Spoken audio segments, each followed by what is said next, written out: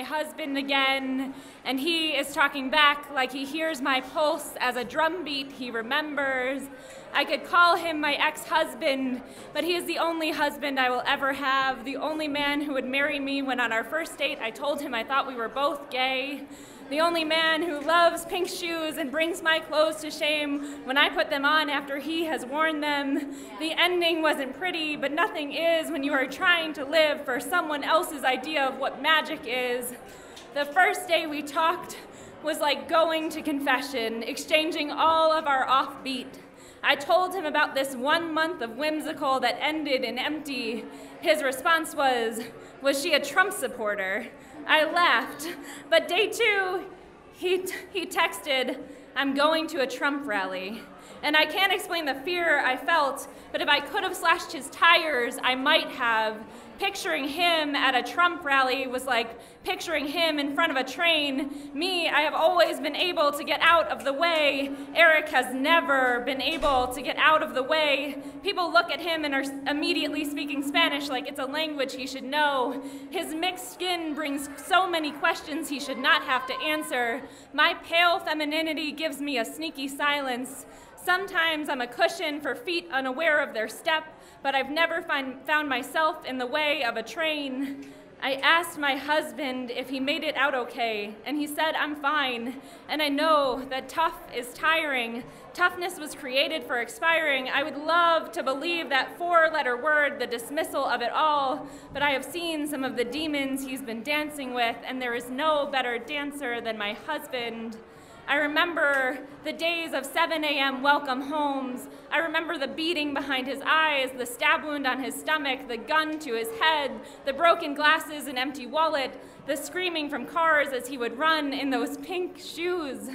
Those demons were always dancing, but he didn't always tell me he was convinced that I wouldn't feel safe in the heartbeat if I knew Hartford harbored the snare drum eating him alive.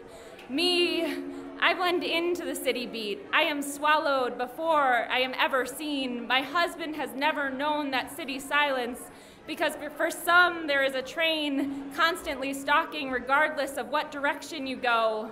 When I read this poem to him, he poignantly said, you want me to live, don't you? You want me to live, don't you? My fear makes me no better than a gun to his head. Fear is never a Band-Aid, it's a suffocation. So if you find yourself afraid, think about whose oxygen you're stealing. Can you live with that?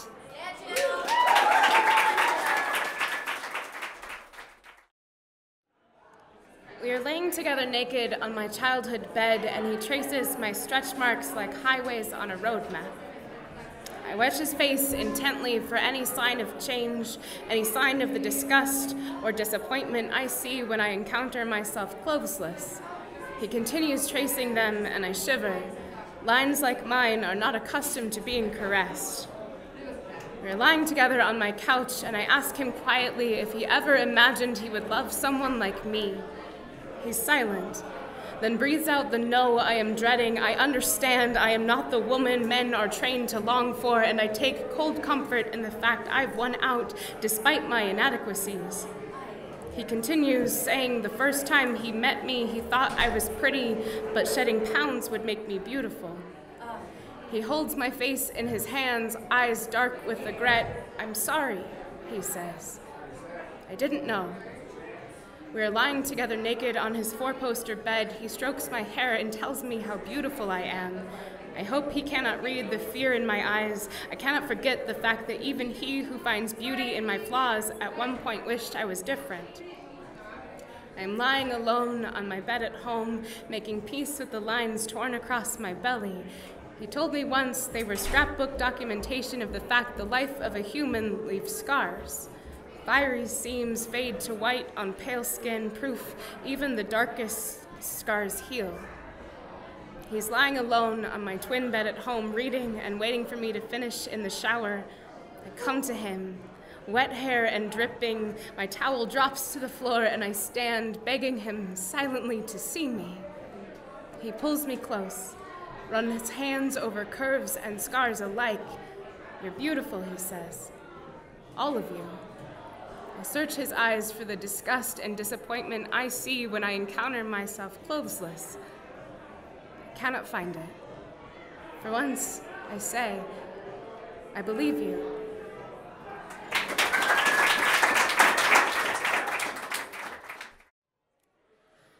I say we just release all of our naked pictures to the internet all at once. Now, the thing is, we all have to agree to upload fairly simultaneously so that no one is punished unfairly for going first. Okay, let's be real.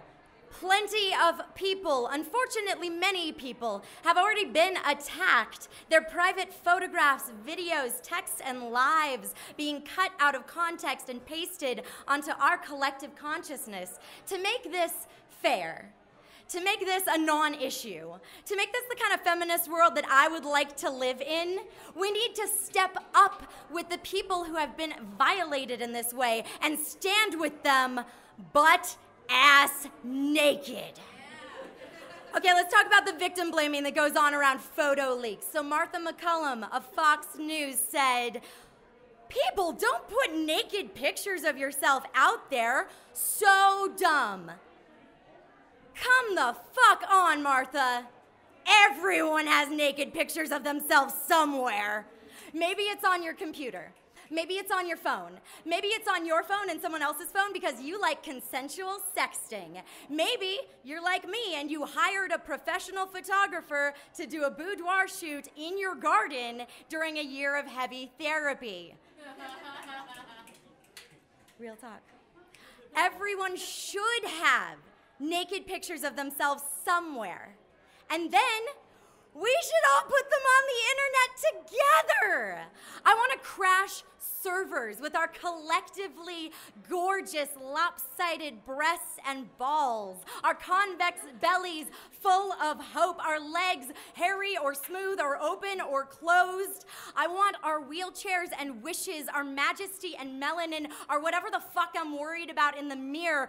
The glory of it's not for you, it's for me, nudity. I know. It's a terrifying concept. Because we'd all have to look at each other the next day, know that we had seen each other naked, and nobody died from it. We'd all have to face that nudity is not pornography. We'd all have to face that a naked person is naked because they want to be, not because you want them to be. We'd all have to face that looking at a naked body does not make it belong to you any more than you can tuck the sun into your pocket just because you can put your hand over it in the sky. It is so hard to see the humanity in people sometimes. Maybe if I saw the human on everybody, I could see the human in everybody. I say, let's take our naked, put it out there, so that it can never be taken from us again.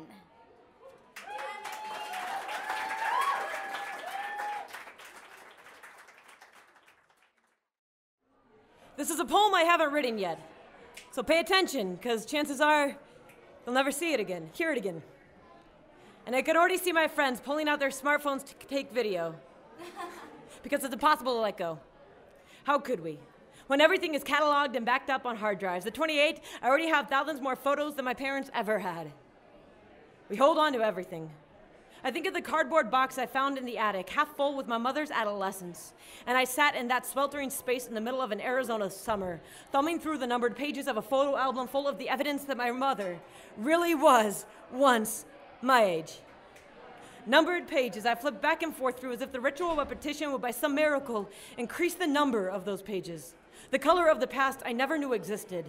Evidence of people that live only in image, a first marriage, evicted from the mantle, and moved into a box she's trying to forget.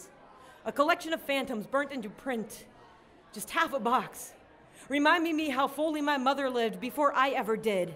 When every snap of the shutter was taken with intention. And here I am, with half a history already documented and available on social media sites. All my photos past the age of 14 digitized and stored on floppy disks, CDs, and hard drives. I have boxes of binary history with less density than even half the sepia-toned photographs my mother had. We cannot let go of anything, hoping someday our obsessive documentation will resurrect some missing connection. Fill an emotion where before there was only a lens we used to edit our lives into online photo albums. Are we capturing feeling or merely staging it? I haven't yet written this poem, so pay attention. Chances are you'll never hear it again. Put your smartphone back in your pocket because some things can only be experienced firsthand. No, I take that back. If you want to experience anything, you have to be present.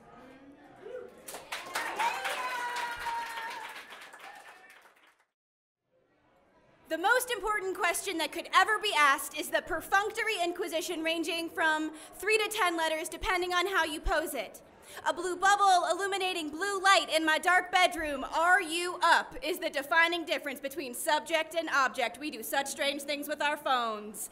When finding sex in your area is as simple as a right swipe, I don't care if this makes me sound prudish, but I never, ever want to see a dick in the banner that flashes across my home screen. I just don't. I'm sure it's very nice, but definitely no thank you. The flash of the question whether I am awake at 1 a.m., an assumption that I will accept the kind of love that only comes late at night, no. This reduction of identity makes me just a body, views the body as a means to an end, a conclusion that, frankly, you can get to on your own. You are not a person with thoughts and feelings and siblings. You are crafted reduction, necessary only in a single way. According to Greek myth, Pygmalion crafted his perfect woman out of marble. He made her to his liking, fell in love with his own creation. When Galatea was made flesh from stone, did she realize it was now her duty to love the man that had made her? The reality of womanhood too hard, her duty as permanent and unchanging as stone. For the marble made the perfect, unmovable. Aphrodite blessed her with humanity, but with her first breath sucked was the kiss of a stranger's lips. His creation, her cause to life. Galatea had no choice in the matter. And this is supposed to be an epic love story. My love may be callous, but I am not stone. I do not want to be someone's crafted conception of perfection of body. I am already human. You can keep your pedestal. I am so much more than statuary. I can come to life and you don't even have to kiss me. Don't even get to kiss me. Ask for a nude at 2 a.m., dude. What kind of Galatea do you think you're talking to? I am love whether you think you shaped me or not. I do not want the kind of love that only happens between midnight and 3 a.m. I want that laugh all day kind of love, not the that was great, see you later kind of love. Want that can't wait to see you, don't care when, not the it was great to bang you, 10 out of 10. Someone actually said that to me.